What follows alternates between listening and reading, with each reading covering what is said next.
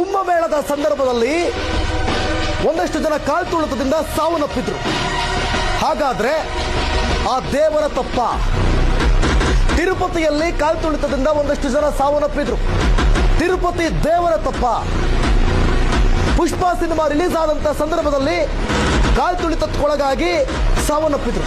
ಹಾಗಾದ್ರೆ ಪುಷ್ಪ ಸಿನಿಮಾ ತಪ್ಪ, ಹೀರೋ ತಪ್ಪ, ನಿರ್ಮಾಪಕರ ತಪ್ಪ, ಸಿನಿಮಾ ರಿಲೀಸ್ ಮಾಡಿದ ತಪ್ಪ?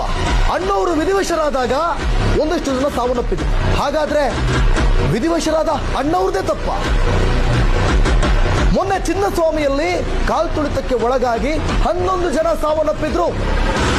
ಹಾಗಾದ್ರೆ 18 ವರ್ಷದಿಂದ ಕನಸು ಕಂಡು ಕಪ್ ಗೆದ್ದಂತಹ RCB ತಪ್ಪ?